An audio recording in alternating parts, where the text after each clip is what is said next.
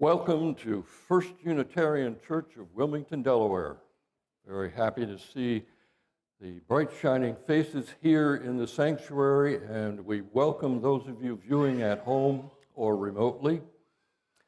My name is James Moser. I'm your worship associate for today. For the visually impaired, I stand just shy, always, of 6 feet. I am a white male with white hair and white beard and a white shirt and a light blue tie and a dark jacket. Welcome. First Unitarian is a place for seekers of truth, and we welcome all seekers. We welcome you who are believers, and we welcome you who are doubters. We welcome you whether you are single, married, partnered, or single again. We welcome you no matter your previous religious experiences, even the disappointing or the injurious ones. We welcome you, who you are, regardless of heritage, ethnicity, orientation, or well-being. You are welcome here in this place and this time. Now, would you please turn and welcome those who are viewing remotely, waving at the little black box on the wall. Always happy to bring them into our circle of presence, even if it be remote. And now, would you welcome one another with a good old Unitarian warm hello.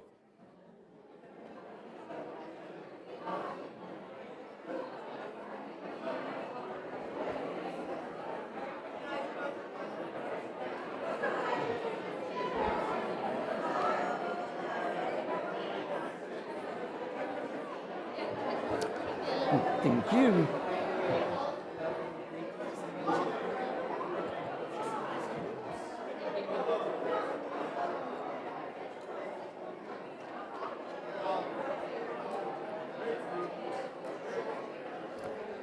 I always feel like an ogre when I have to end this.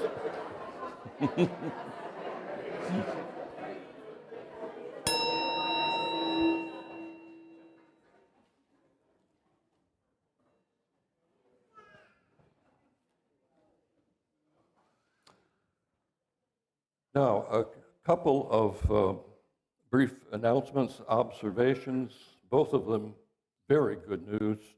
The first is that if you remain to the end, you get to see an introductory video of our new minister.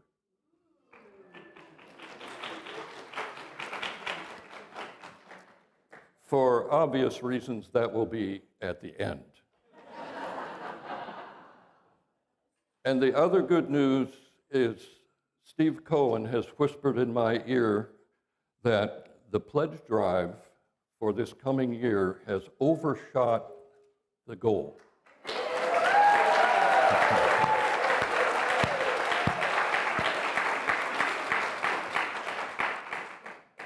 Well overshot the goal of $590,000 for the new budget, with receipts or pledges now totaling $608,500.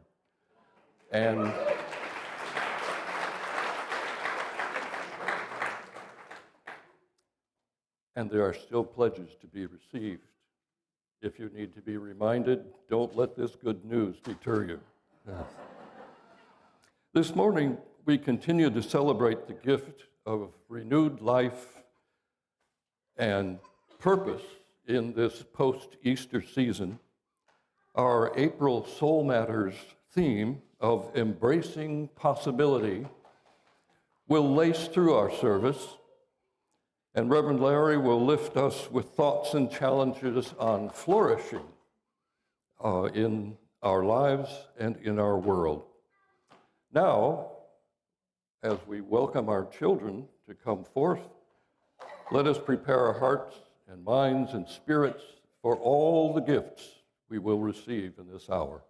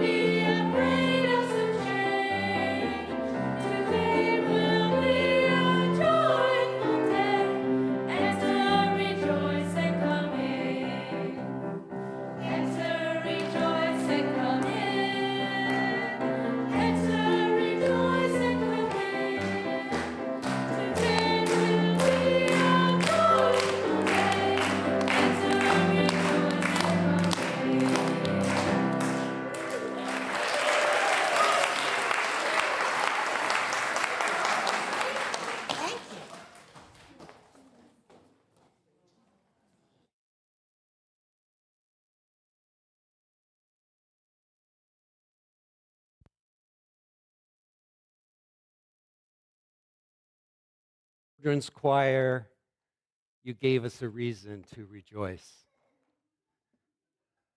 So I'm the Reverend Larry Piers, minister here at the First Unitarian Church of Wilmington.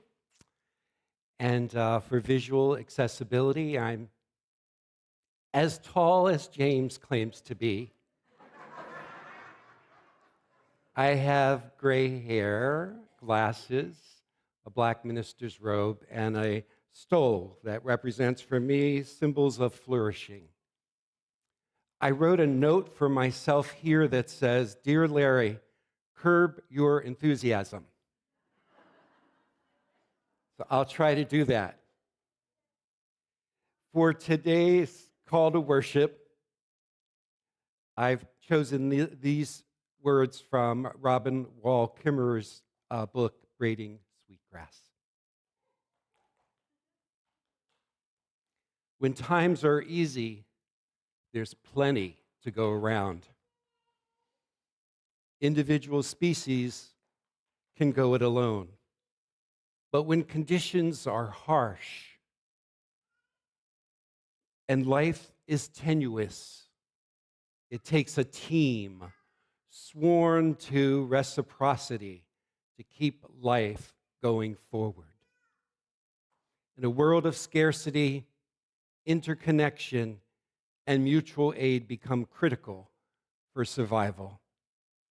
All flourishing is mutual. So it's in that spirit we gather together for this celebration this morning.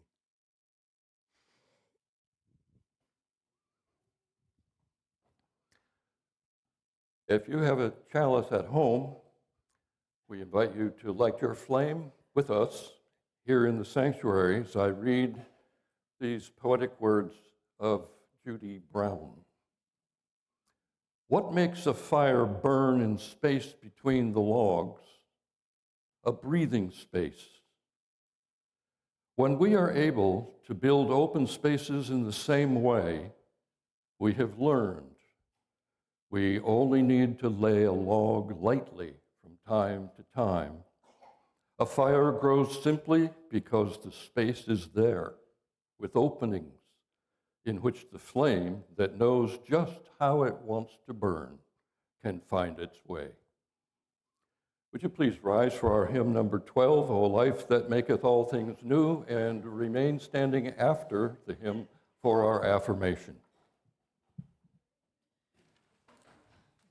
Please sing with me. With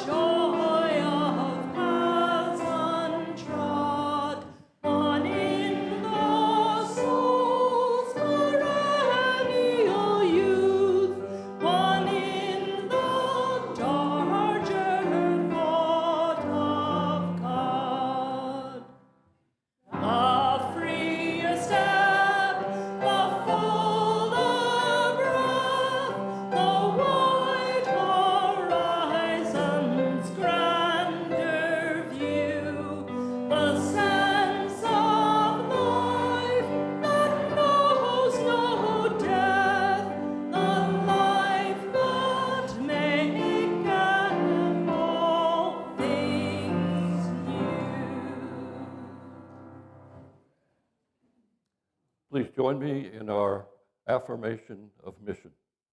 First Unitarian Church of Wilmington is a beloved community that nourishes minds and spirits, fights injustice, and transforms the world through loving action.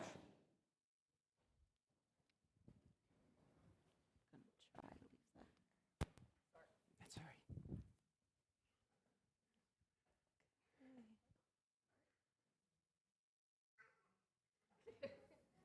If you guys want to stand.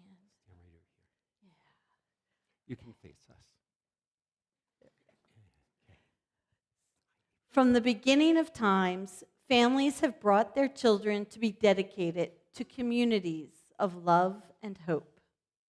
Today, we acknowledge that this community shares a responsibility to a new child in our midst. RJ and Margo, as parents of this child, what name have you given her? Evangeline Evie. There is so much love and support that surrounds you, RJ and Margo and Evie. And Evie, I understand that your name is short for Evangeline, which means the bearer of good news. I am told that your name is inspired by your parents' shared love of music, and of course, you are the bearer of good news, since your parents feel you are the best news they've ever received.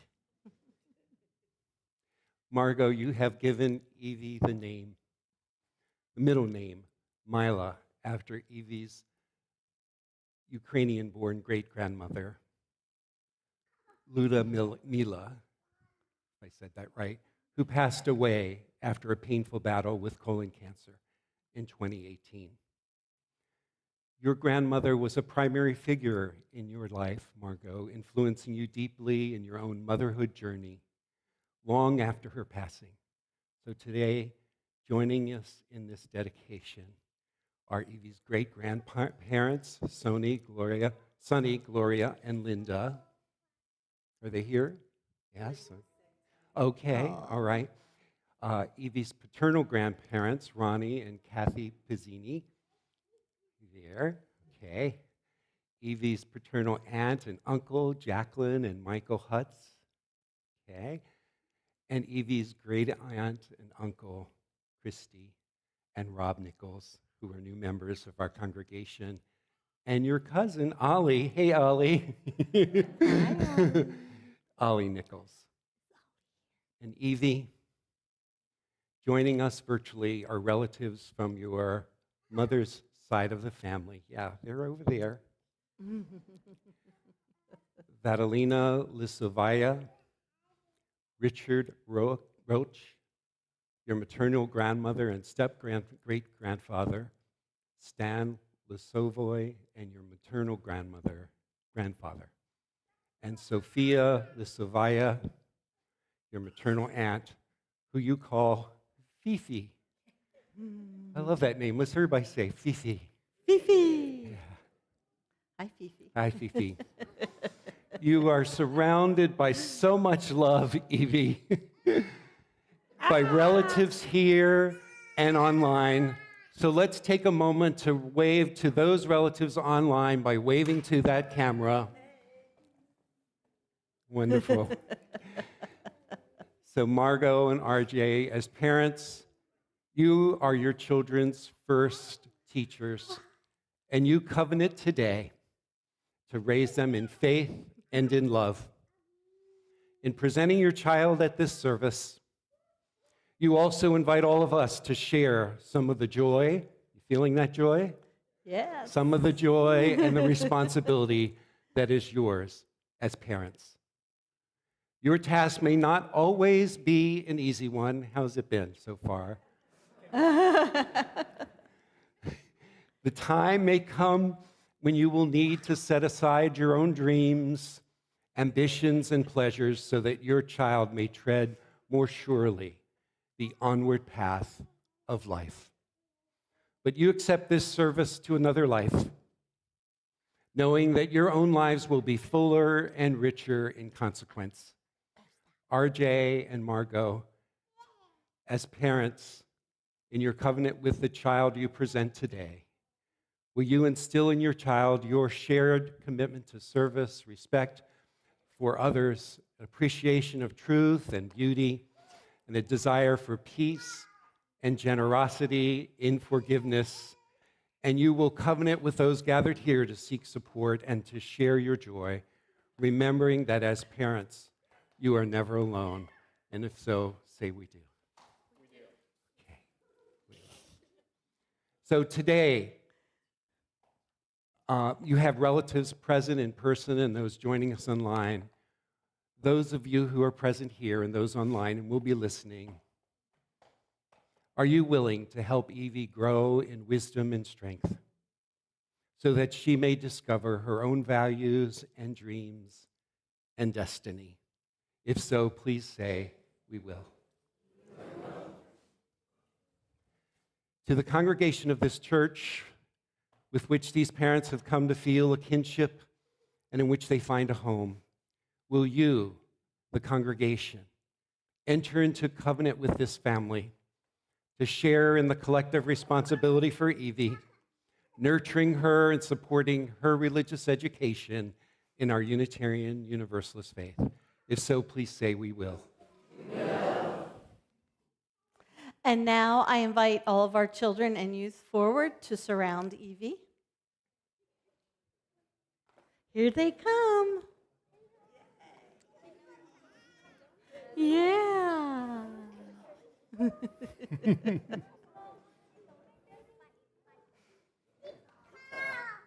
What? Oh, lovely. Okay. All right. So, children and youth of the congregation, you have a special responsibility. And so, I have some questions for you. As Evie grows up, she will look up to all of you older children and youth. Will you be her friend? Will you speak to her with kindness and treat her with fairness?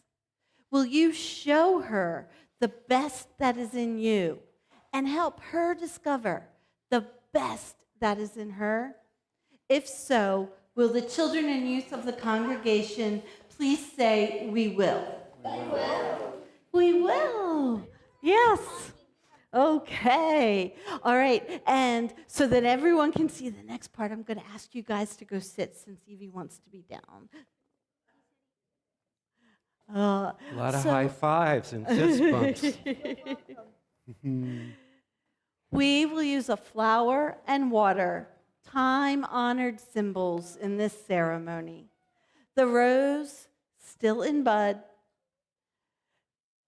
holds special promise within the flower. Evie, with this flower, I touch your feet that you may stand for justice.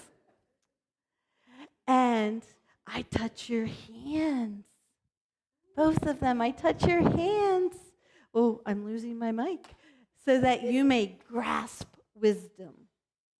And I touch your ears. I touch your ears so that you might hear music and the sacred silences. I touch your eyes. Yes, I touch your eyes that you may see beauty in every living thing. And I touch your lips. Yes, so that you might speak the truth. And finally, I touch your heart so that you may know love and give love abundantly, openly, and courageously. So with this water, I bless you, Evie.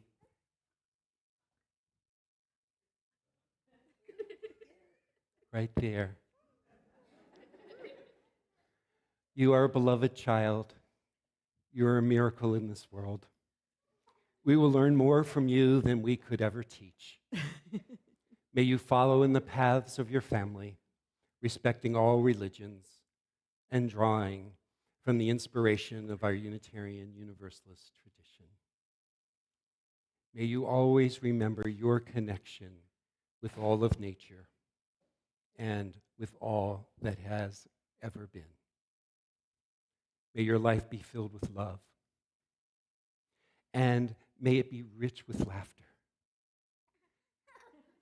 And may you always know your own holiness, that like water can never be destroyed. Evie, you are blessed and you are loved. We present to you Evangeline Evie.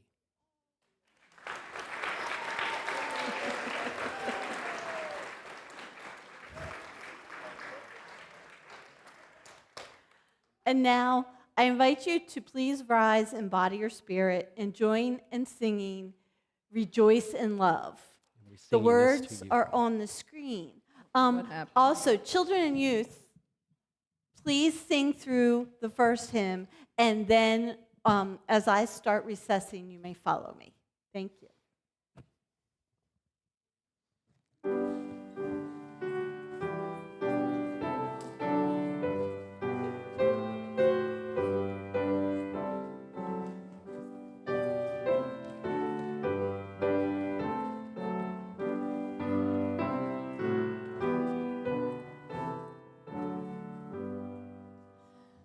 Rejoice in love we know and share, in love and beauty everywhere. Rejoice in truth that makes us free, and in the good that yet shall be. Rejoice in love we know and share, in love and beauty everywhere. Rejoice in truth that makes us free, and in the good that yet shall be.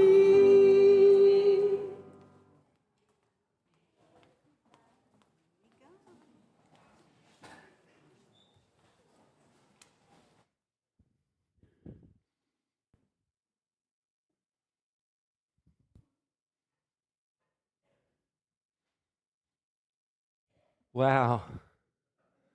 Am I supposed to do something else today? Let's just savor that experience for a moment rather than rush on to the next thing.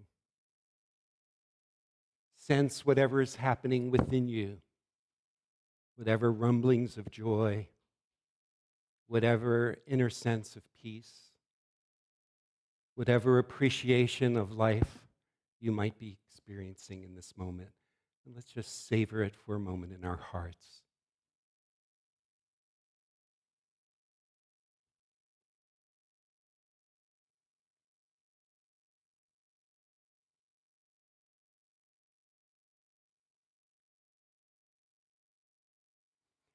We join now in a time of prayerful meditation.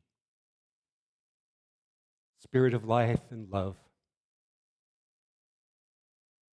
God of many names and no name at all, we are reminded this day when we dedicate a child of the newness of life that is always breaking forth among us.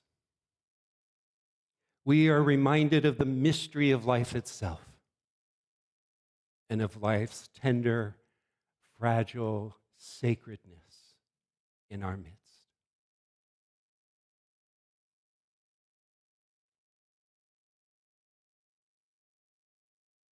As the earth wakes again around us in this season that we call spring, we recognize that there is beauty all around us that stirs a beauty within us. We recognize a wonder that whispers to us what is holy. So among beauty, among mystery,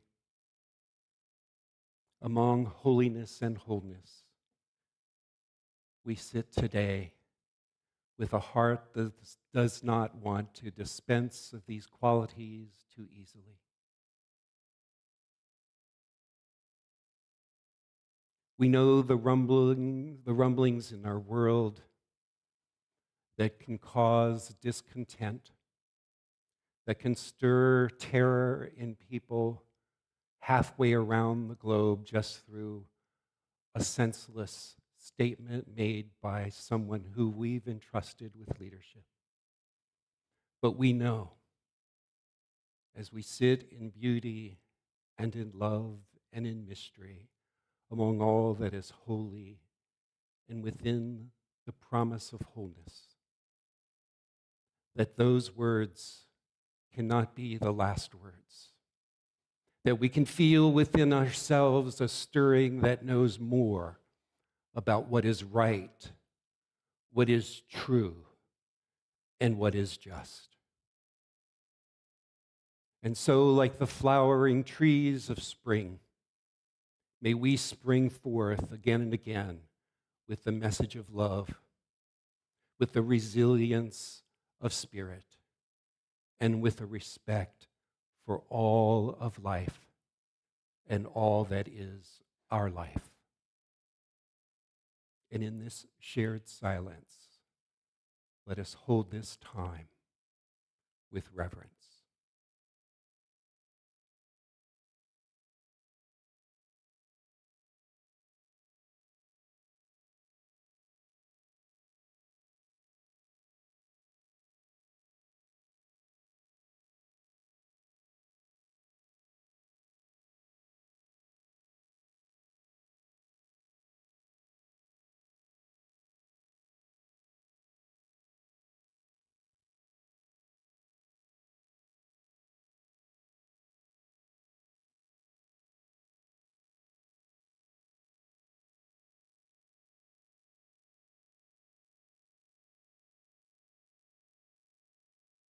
Amen.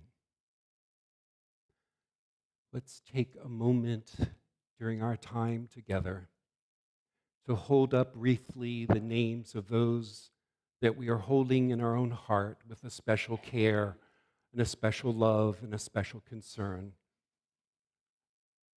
So if you're joining us online, you can write those names in the chat. And in this room, if you could speak them loudly if you'd like so others can hear them. We'll do this in a briefer way today just because of the other things in our service.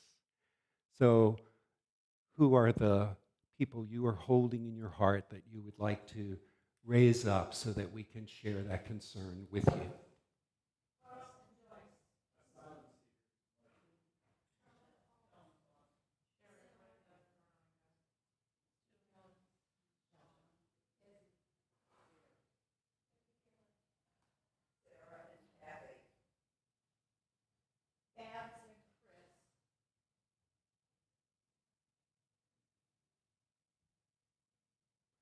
And maybe with our hands on our heart, we can linger just a little longer with those concerns that may not have been spoken aloud in this room, along with those that were, so that we know that together we hold a wish for healing and peace. There are some joys that we just can't help but express, right? Right? So maybe there's just a handful of joys in the room that you will just exuberantly express here. One is, it is Steve Cohen's birthday.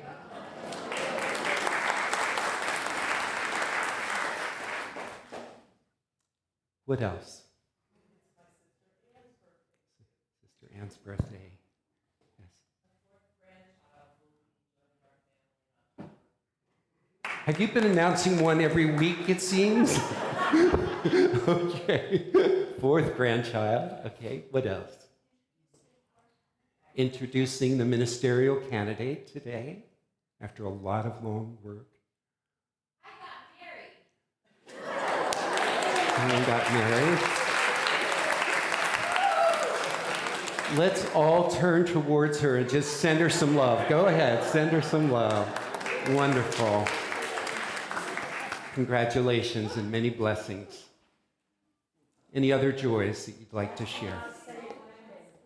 I'm sorry, I missed that. Astronaut safe landing. Okay. I'm sure there are many joys that we also could express, but let's hold those alongside of our friends that have expressed them so that we can celebrate along with them. So may all the names that were spoken and those unspoken find peace and healing this day.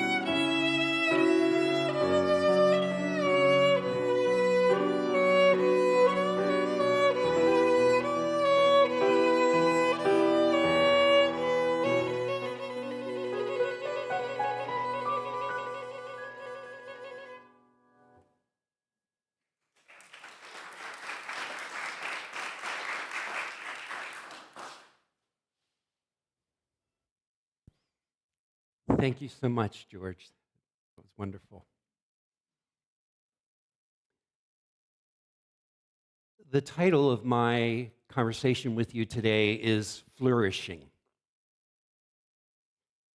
Cynthia Lee was a medical doctor who found that transferring from her first position as an emergency room doctor to her first job in an outpatient primary care clinic in San Francisco was extremely stressful.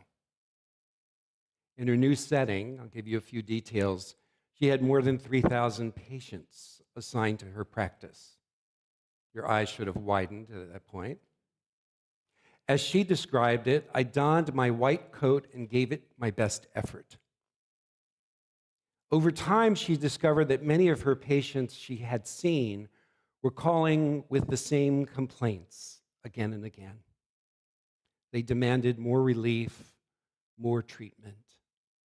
Since more than 1/3 to 1/2 of all doctors report emotional exhaustion, cynicism, depersonalization, or feelings of deep exhaustion, physical exhaustion, there are workshops that they can go to learn how to best cope with this. Dr. Lee attended such a workshop entitled Managing Difficult Patients. In the workshop, she and the other doctors were given this advice. If your patient comes with a list of multiple complaints, it's important you set your boundaries up front. Explain there's only time for 1 or 2 issues in a 15-minute appointment. Then she explains the rest of the workshop included a lot of role plays of interactions between doctor and patient. Recently, while I was filling out a form for a new doctor that I was visiting, it had a question. What causes stress for you? I instinctively wrote the events of the world. That's more than one or two concerns. So I could easily have been labeled a difficult patient. How do I boil that down to two issues? When Dr. Lee was later diagnosed with an autoimmune illness, she then began to look at medicine from a different perspective, a different mindset. This began a journey for her of critically examining some of the approaches and practices of medicine that she narrates in her book, Brave New Medicine, a doctor's unconventional path to healing her own autoimmune illness. Of course, when she widened her lens, she was able to see more of what contributed to the stress of medical professionals. And it wasn't just, of course, difficult patients. It included how the doctor approaches their work. It includes the actual system that puts extraordinary demands on the doctor. And it includes the mindsets that guide much of the practice of medicine in these conditions.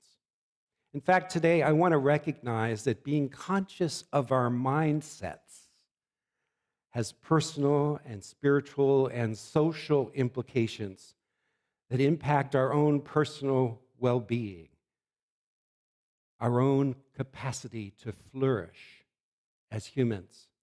And also, these mindsets have an impact on the well-being of our society, the capacity of our society to also flourish. So I want to discuss with you the importance of mindset in our personal, societal, and spiritual well-being. I realize that this may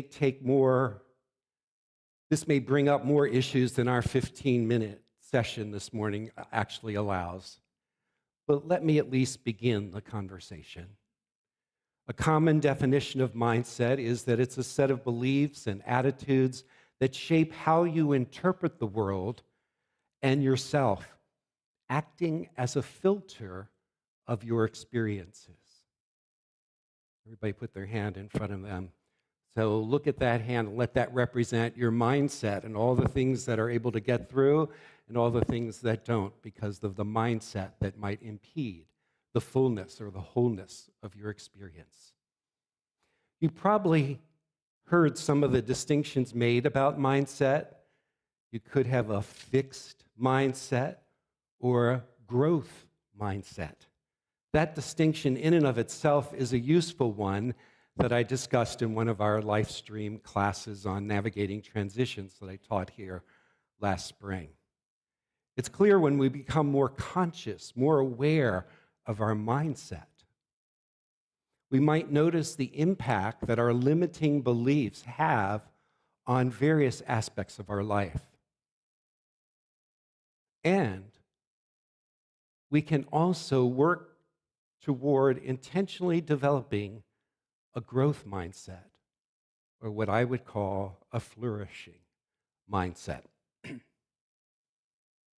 The psychologist and researcher Carol Dweck launched some of the discussions about the importance of this distinction between a fixed and a growth mindset.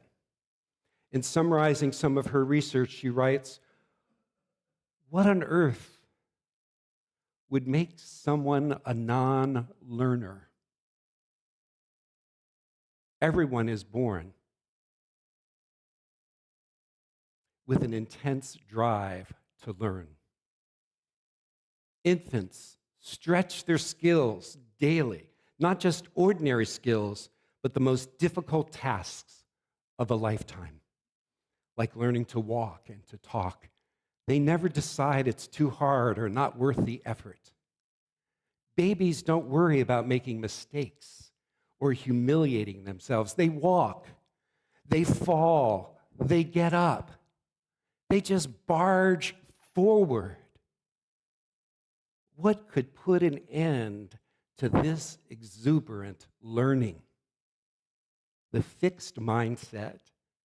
As soon as children become able to evaluate themselves, Some of them become afraid of challenges. They become afraid of not being smart. Carol Dweck writes, I have studied thousands of people from preschoolers on, and it's breathtaking how many reject an opportunity to learn. She elaborates the passion for stretching yourself and sticking to it, even or especially when it's not going well, is the hallmark of the growth mindset. This is the mindset that allows people to thrive during some of the most challenging times in their lives. A critical insight, I think, for all of us when we think about the time that we are in, when rather than sticking with it when it's not going well, some of us are tempted to withdraw and to retreat, when we need to continue to rebound in the face of some extraordinary challenges in our world. Building on this work on mindset and applying it directly to well-being and health is the work of Dr. Aaliyah Crum and her colleagues at the Stanford University. Crum says, so you believe the world is dangerous or safe? That's a mindset. Do you believe that the world is just or unjust? This is a mindset. Do you believe the world is abundant, full of resources, enough for all of us to go around? Or do you believe it is scarce? That's a mindset. These mindsets are not true or false. They're not right or wrong. They are oversimplified, highly evaluative judgments, but they matter in shaping our lives. In fact, they contribute to creating our reality. She summarizes that mindsets are settings of the mind that actually have impact not just on our thinking, our behavior, but also in study after study, she shows that they can influence even our physiological response. If this is so, we can change these settings in our mind and combine the mindset with the incredible healing capacities of our body to heal itself over time. We can have growth-promoting endocrine systems, an adaptive immune system, and regulating nervous system, all trying to work for us. And Dr. Crum argues these can be activated by our beliefs, by our mindset. She offers numerous examples, and I'll hold up this one particular one that she offers.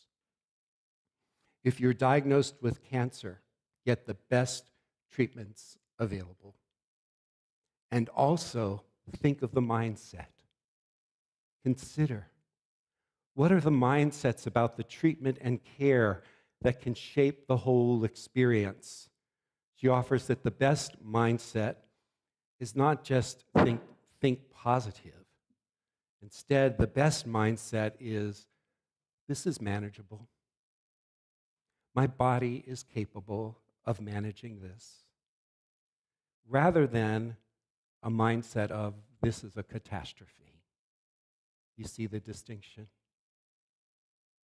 What her research shows is that this setting of the mind can shape the whole experience. It can reduce physical symptoms and even nausea in numerous cancer patients in her research. Her research explains what we believe will happen can have surprisingly strong effects on what does happen, since our mindsets shape what we attend to, how we interpret events, and how we react, all of which can change how our bodies respond to situations. Mindsets then are powerful, implicit, almost hidden powers within us and among us. Mindsets tell you what to focus on. Mindsets impact on the emotions you feel. Mindsets impact what you're motivated to do or not do. Mindsets have a physiological impact, and I find that the most curious aspect of her research. Again, Dr. Crum is not advocating people not get treatment.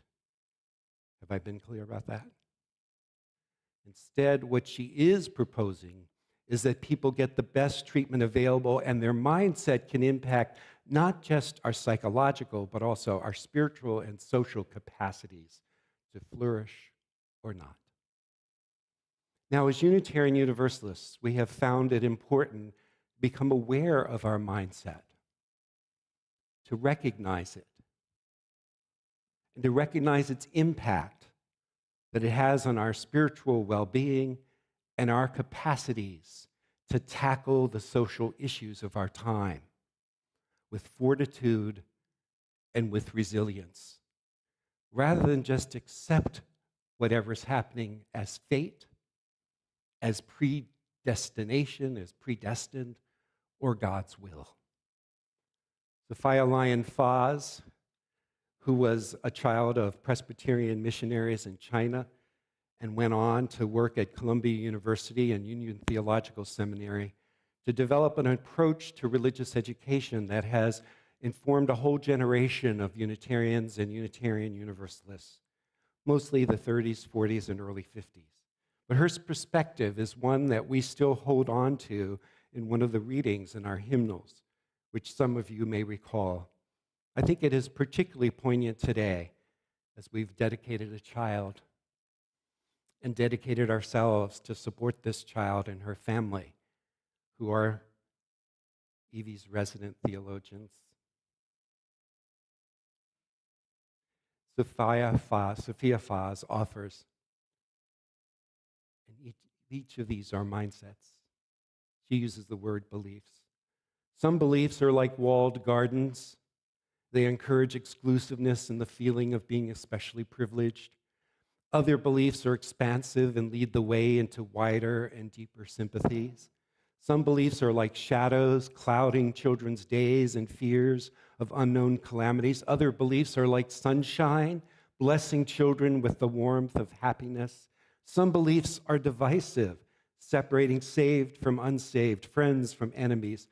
Other beliefs are bonds in a world community where sincere differences beautify the pattern. Some beliefs are like blinders, shutting off the power to choose one's own direction. And other beliefs are like gateways, opening wide vistas for exploration. Some beliefs weaken a person's selfhood. They blight the growth of resourcefulness. And other beliefs nurture self-confidence and enrich the feeling of personal worth. Some beliefs are rigid, like the body of death, impotent in a changing world. Other beliefs are pliable, like the young sapling, ever growing with the upward thrust of life.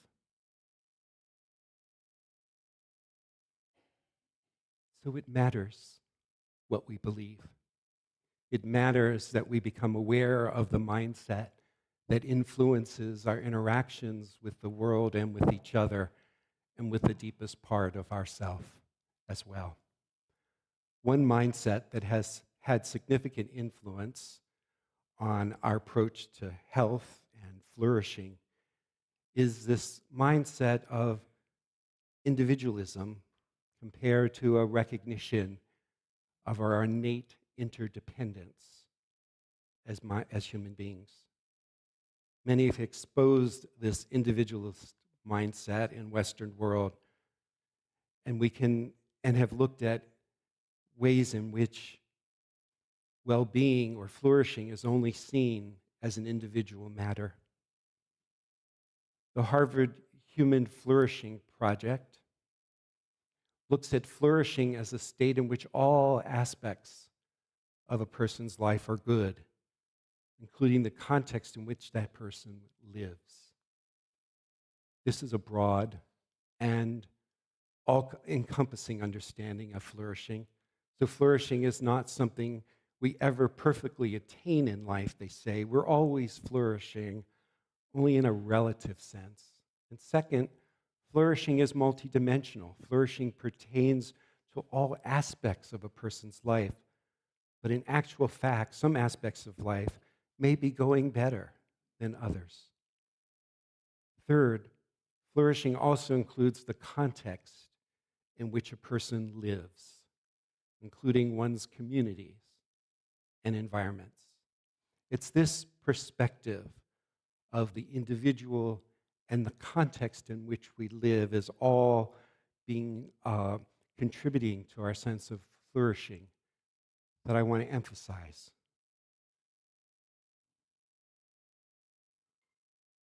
There are certain ways in which we can assess our own individual human flourishing, and I'll draw these from the Harvard Human Flourishing Project.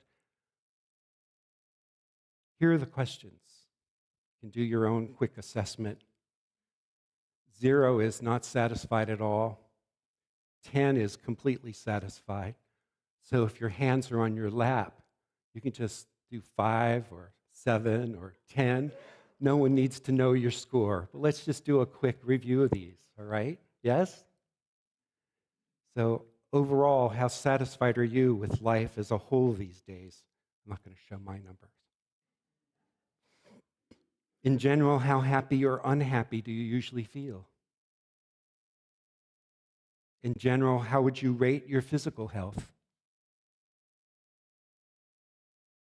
How would you rate your overall mental health?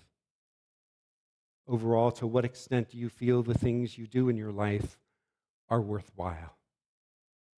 Overall, to what extent do you feel the things you do in life are worthwhile? And also, I understand my purpose in life. I always act to promote good in all circumstances, even in difficult and challenging situations. I'm always able to give up some happiness now for greater happiness later. How often do you worry about being able to meet normal monthly living expenses? How strong or rich is your spiritual life? These measures, of course, can have individual relevance for any one of us as we do that assessment, and then we could focus on which areas we want to put more energy and effort and attention. But also, I think, to look at it in a social way. A congregation, for example, could take this questionnaire, and we could get a sense of where are the needs in our own congregation that need to be addressed or cared for. Society can do it, and we can get a sense of that collective sense of where our attention and where our resources are going. So I'm going to conclude briefly because I'm aware of time and I'm aware of the excitement in the room with this underlying understanding from Robin Wall Kimmerer in her braiding Sweetgrass. As I read earlier, she says that all thriving is mutual. We might say all flourishing is mutual. She situates that claim within a wider understanding of life as a network of relationships where giving and receiving are not transactions, but are conditions for survival. And in that vision, nothing stands alone. Nothing is exempt for a responsibility to the whole. That insight is beginning to reshape how people think about ecology and economics and community life, pressing us to reconsider success not as a private gain, but as the capacity for life to thrive together. So let's understand flourishing as something we do personally, but something that we do together. Amen.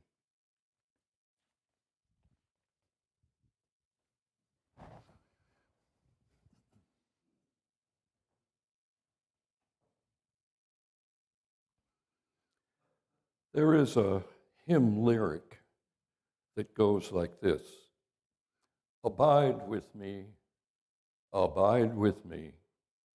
Fast falls the eventide, the darkness deepens. Abide with me. In a world where human decency has darkened and where shadows fall on cherished ideals, we gather in this space week after week to renew our hope and affirm our faith in one another's presence. It seems a small thing, perhaps, the hour we spend here, to rest for a time from the moral decay and human indignities of the world. But just to come here and to abide together in peace and hope, even for a short time, it is a gift to share, a feeding for the soul, and no less a witness to the world. We are First Unitarian. We abide in love. We generate hope by our very joyfulness in one another's presence. And across many differences in our lifestyles, our personality types, the life experience and realities that we live through each day, we abide together here. In a few moments, the ushers will be waiting upon you for your gifts of the morning to keep this place going. Other ways that you may support First U will appear on the screen. And now would you join with me in dedicating our offering? To the work of this congregation, which is weaving a tapestry of love and action, we dedicate our lives and these our offerings.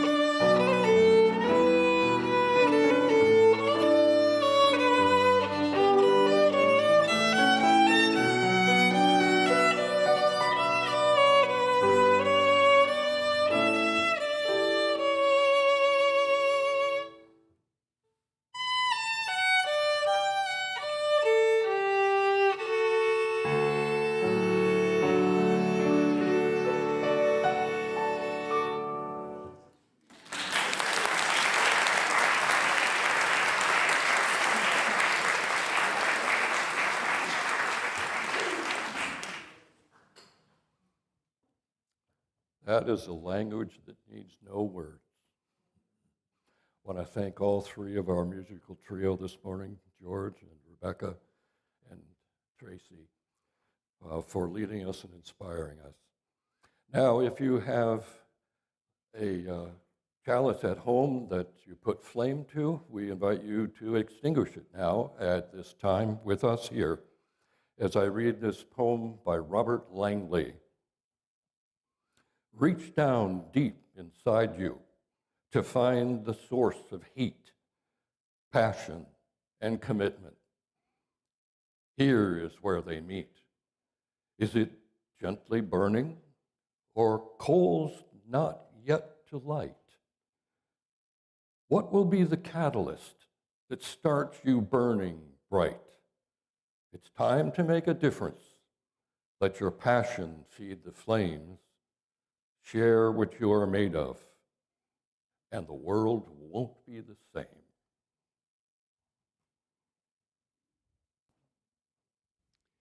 Thank you, James. Before our closing hymn and our time for fellowship in the parish hall, I want to make one reminder, and that is that at 12 o'clock today, from 12 to 1, the board will be gathered here for their next conversation with the congregation. I've got that right, Vivian.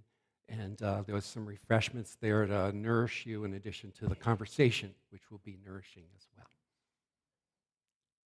So I have had the blessing and the joy of serving this congregation, and on July 31st of this year, I will be concluding my 5 years of service with you. And my deepest hope and prayer is that your next minister has just a little bit of the joy and blessing that I've received. That a little bit would be sufficient, but I hope it is overflowing. So with that, Tracy, I'm going to invite you up.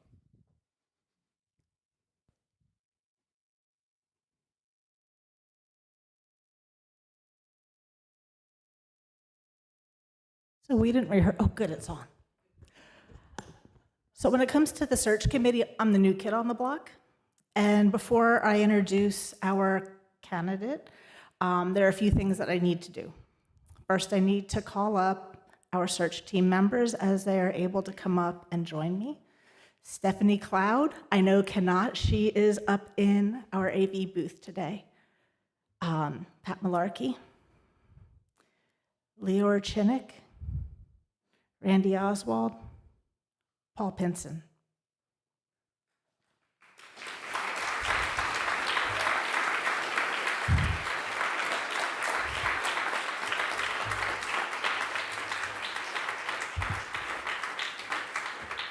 And when I say I'm on the new kid on the block, it's because everybody else who's up here with me is on their second year of search. And before I introduce our candidate, I want to say that each and every one of these people has put in a lot of time and a lot of heart and brought something unique to this team. And I could not hope for a better team to have worked with this year. They've been amazing. We had a very strong number of good candidates this year that applied to our church. We went into Zoom interviews with, I believe, 8 or 9. We had 3 pre-candidating. And for those of you who don't know how this works, when you pick your 3 for pre-candidating, coming out of your pre-candidating weekends, you rank them. And all of the ministers do a similar ranking. They rank all of the churches that they have applied to. And much like with interns and residents in medicine, there's a match process. And what I can tell you is that the candidate we are about to introduce to you was our overwhelming #1 ranked candidate. And we were her #1 ranked church. We matched on the first round. And what that means is that she wanted to be with us as much as we wanted her to be here. So our heavy lift has been done, but we're not across the finish line yet. And that's where we need each and every one of you. Next Sunday, she will be here for her first presentation for a service.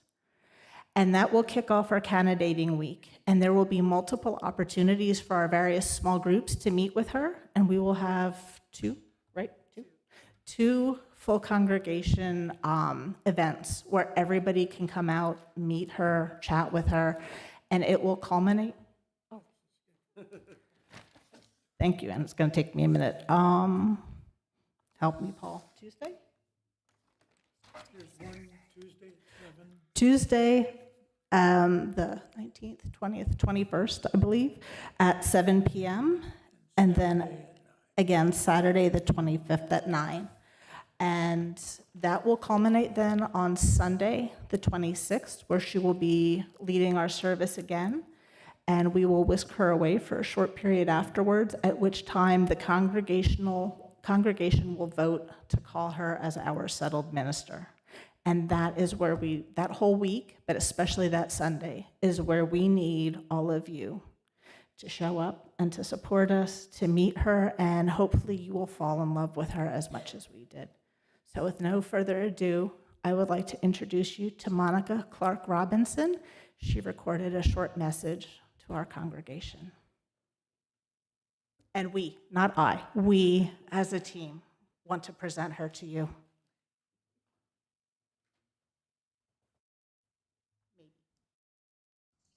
Hello, beloved First Unitarian Church of Wilmington folks. My name is Monica Clark Robinson, and I am your candidate for ministry. I am so excited and thrilled to have made a match with a congregation that just felt like such a perfect fit for me in every way. When I read your congregational record, it just felt like home. It felt like where my ministry belonged. And oh my goodness, shout out to the wonderful search team. Listen, the work of a search team is not for the faint of heart, and they were such amazingly good stewards of your hopes and dreams for your congregation and your new minister. Now, I'm going to be with you all here in just about another week, I believe, and I cannot wait to meet each and every one of you. I'm so curious about you. I'm so curious about your congregation. I cannot wait to learn from you. I can't wait to love you. We are going to have a lot of fun in the coming years, I hope. We're going to get into some good trouble. We're going to have some big joy. I believe so much in the promise and the power of community and of our progressive Unitarian Universalist values. And I cannot wait to engage in this work and this joy with all of you. I'll see you soon, friends. Bye.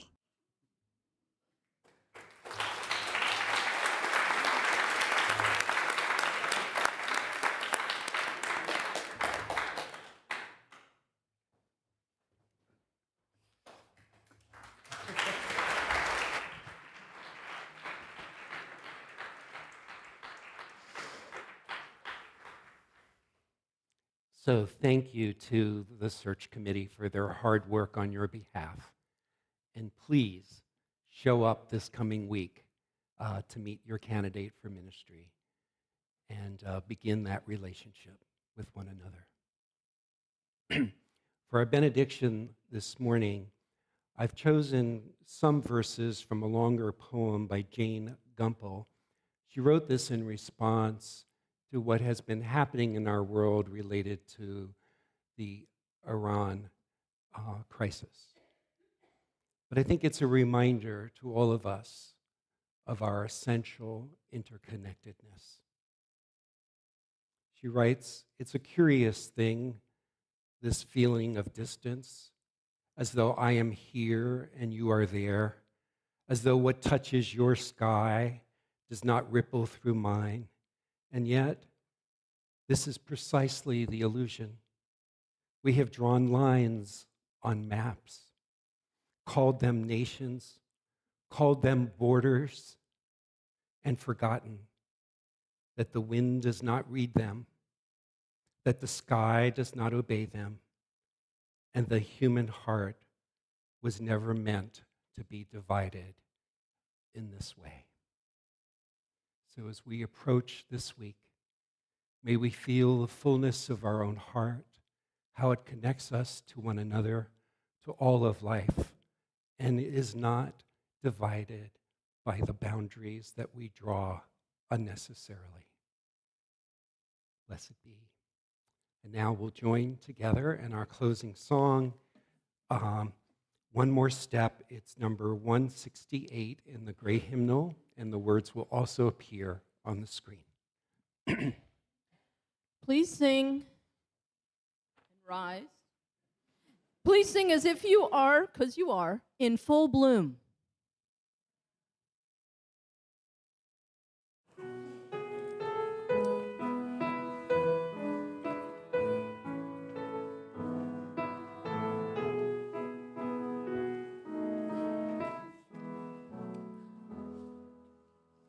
One more step, we will take one more step till there is